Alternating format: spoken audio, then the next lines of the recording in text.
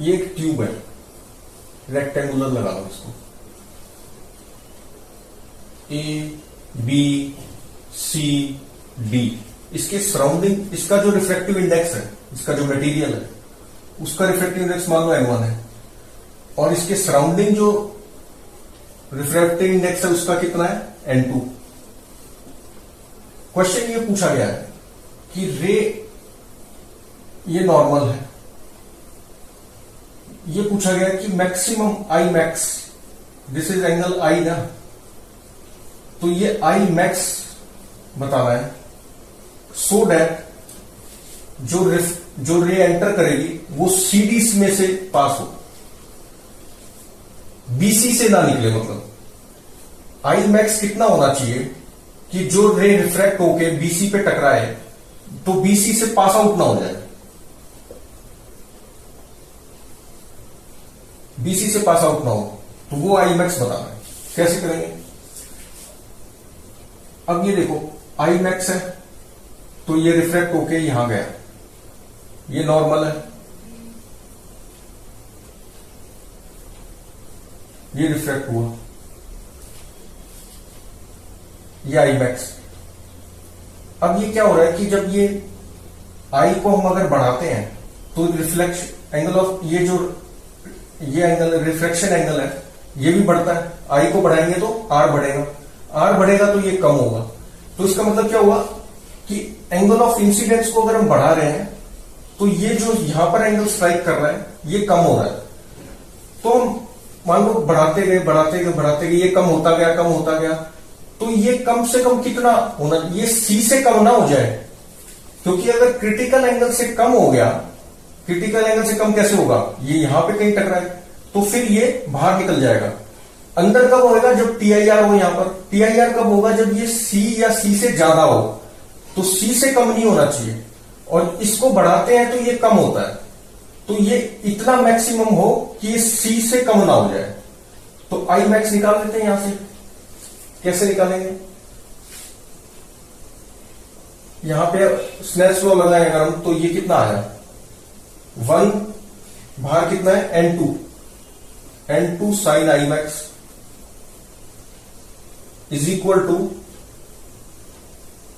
कितना हो गया ये n1 साइन आर को मैं क्या लिख सकता हूं 90 माइनस सी,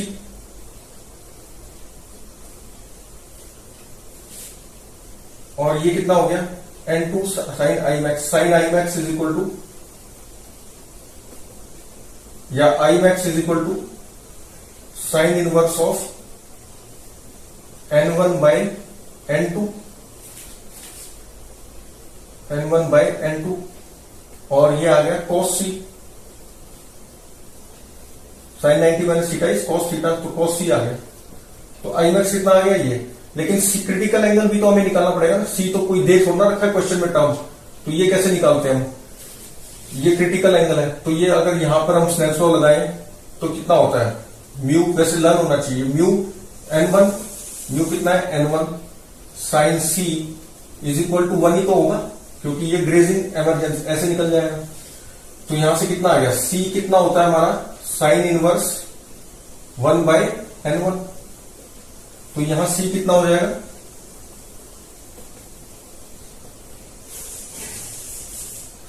कॉस ऑफ सी को लिख सकता हूं मैं साइन इनवर्स 1 बाय n1, तो ये आ गया आई मैक्स। कॉन्सेप्ट क्या था कि इसको जब बढ़ाते हैं तो ये एंगल कम होने लग जाता है, क्योंकि ये भी बढ़ता है, और ये कितना है 90 माइनस दिस, तो ये बढ़ेगा तो ये कम होता जाएगा। तो ये इतना कम ना हो, इसको बढ़ा रहे हैं तो इसको मैक्सिमम कितना ले जा सकते हैं कि ये सी से कम ना हो, कि ये कम तो होता जा रहा है, लेकिन जैसे मान लो ये यहां से जाता गया, लेकिन सी से कम ना हो जाए, यहां से जा रहा है ना, तो सी से कम अगर हो जाएगा, सी एंगल से कम हो जाएगा, मतलब ये नॉर्मल के पास आ गया, तो फिर ये जो है रिफ्लेक्शन हो जाएगी। सी से ज्यादा रहेगा तो हमेशा पीआईआर होता रहेगा, और ये यहां से पास आउट नहीं हो पाएगा। तो आई मैक्स पे मान लो ये सी है, क्योंकि अब आई मैक्स से ज्यादा नहीं कर सकते, आई मैक्स से ज्यादा कर दिया तो ये सी से कम हो जाएगा, आई मैक्स से कम ही रखना पड़ेगा, आई मैक्स से कम होगा तो ये हमेशा सी से ज्यादा रहेगा।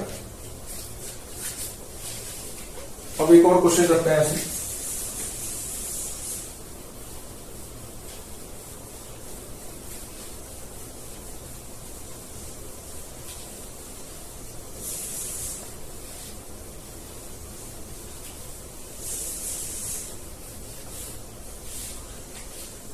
ये मान लो एक ट्यूब है, बड़ी ट्यूब है एक,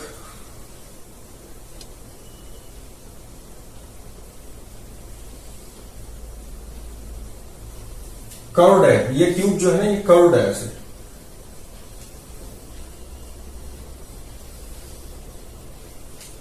और ये सर्कुलर पार्ट होगा।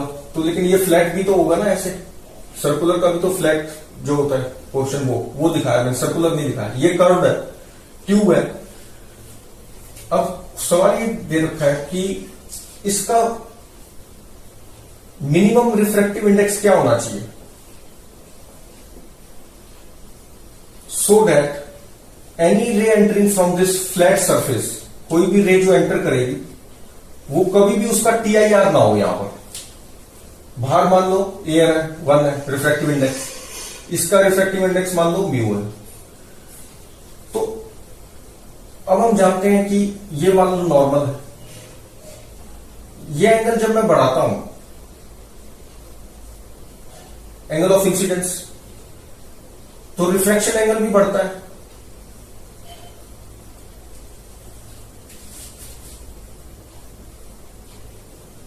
ये आई, ये एंगल ऑफ रिफ्लेक्शन, और ये यहां पे स्ट्राइक किया, ये कितना हुआ 90 माइनस आर। अच्छा, इसको मैं और बढ़ाया, मैंने ऐसे कर दिया, तो ये एंगल भी तो बढ़ गया ना, तो ये कहीं यहां स्ट्राइक करेगा, ये एंगल बढ़ गया। ये कितना हुआ, अगर ये भी मेरा आर है मान लो, अब ये मैंने आई कर दिया, तो ये आर हुआ, ये कितना हुआ 90 माइनस आर। तो ये जो एंगल है इसको और बढ़ाता गया मैं, तो ये और कम होता जाएगा, क्योंकि आर बढ़ता जा रहा है ना।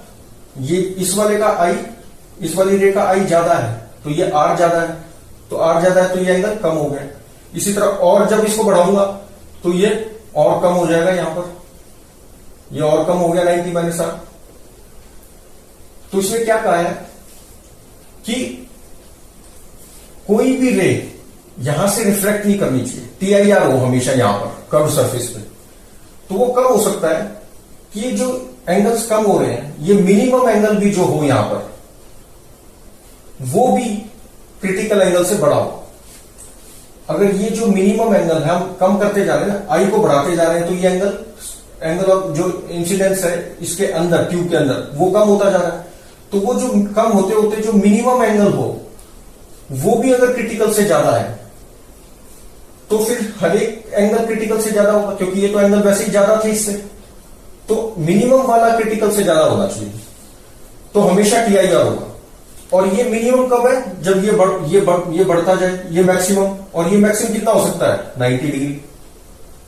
अब इसको मैं रब कर देता हूं, तो इसके अगर 90 डिग्री पर भी जो रे एंटर हुई ऐसे, अगर उस पर भी यहां पर जो स्ट्राइक करे वो TIR हो जाए,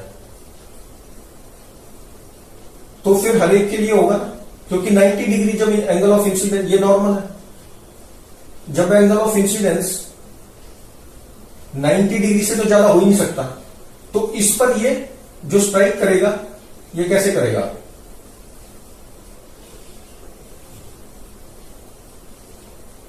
ये 90 डिग्री पे आई रे ऐसे, और ये ऐसे चलेगी, कितने पे जाएगी, क्रिटिकल एंगल पे जाएगी,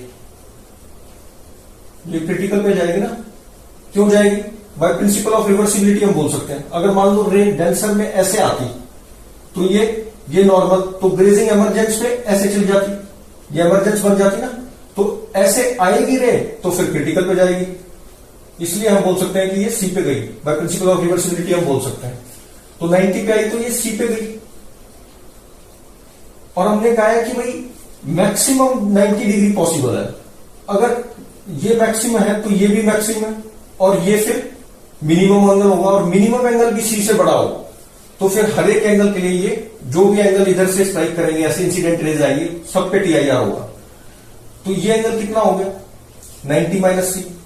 तो 90 माइनस सी जो है वो भी हमारा ग्रेटर देन क्रिटिकल एंगल होगा, तो सबके लिए PIR हो जाएगा। तो यहां से क्या निकला 2C less than 90 degree, C should be less then 45 degree, और हम ये बोल सकते हैं साइन C, अच्छा C should be less than critical angle should be less then 45 degree होना चाहिए। अच्छा अब यहां स्नेल्स लॉ लगा दो, क्योंकि हमें तो म्यू पे निकालना है ना, इसका म्यू है ये, तो म्यू मिनिमम कितना होना चाहिए वो निकाल लेते हैं। यहां से स्नेल्स लॉ लगाएंगे तो आएगा 1 साइन 90, क्योंकि यहां पे तो रिफ्रैक्टिव इंडेक्स 1 है, 1 sine 90 is equal to mu sine C। तो यहां से कितना आ गया, ये 1 है, 1 sine C is equal to 1 by mu. अब साइन C कैसे, यहां से पता चल गया sine C should be less than 1 by root 2, sine 45 कितना है 1 बाय रूट 2, तो sine C should be less than 1 by root 2, और साइन C इसके इक्वल है। इसका मतलब this implies that 1 by mu should be less than 1 by root 2, this implies that mu should be greater than root 2। तो minimum कितना होना चाहिए, root 2 से बड़ा, तो जस्ट मिनिमम रूट 2 से बड़ा होना चाहिए। मिनिमम रिफ्रैक्टिव इंडेक्स कितना है रूट 2, इसको रूट 2 बोल सकते हैं, और बिल्कुल हल्का सा बड़ा कर दे रूट 2 से, तो वो आंसर हो गया। तो ऐसे करेंगे। मेन कॉन्सेप्ट क्या था कि ये मैक्सिमम कितना हो सकता है इंसिडेंट 90 डिग्री, और उस पर ये मिनिमम होगा एंगल। ये मिनिमम क्यों है, क्योंकि ये भी ज्यादा बढ़ गया, सबसे ज्यादा हो गया रिफ्रैक्टिव जो भी हो सकता था। अगर ये होती तो रिफ्रैक्टिव कम था, तो ये भी मैक्सिमम, तो ये मिनिमम हो गया। और मिनिमम एंगल भी ये कितना है मिनिमम एंगल 90 माइनस सी। क्यों, क्योंकि बाय रिवर्सिबिलिटी से अगर ये ऐसे आती सी पे तो 90 पे जाती है ना, तो 90 पे आई है तो सी पे जाएगी, इसलिए हमने बोल सकते हैं इसको ये एंगल क्रिटिकल एंगल सी है, और ये सी है तो ये 90 माइनस सी है, और ये मिनिमम एंगल है जब ये 90 डिग्री है, और मिनिमम कितना है 90 माइनस सी। अगर ये मिनिमम एंगल भी क्रिटिकल से बड़ा है तो फिर हमेशा PIR होगा, बाकी सभी एंगल्स के लिए इंसिडेंट जब ये होगा, क्योंकि इन इंसिडेंट पे तो ये एंगल सी से 90 माइनस सी से बड़ा होगा, तो इसलिए mu should be greater than root 2 आ गया। यहां स्नेल्स लॉ लगा दिया।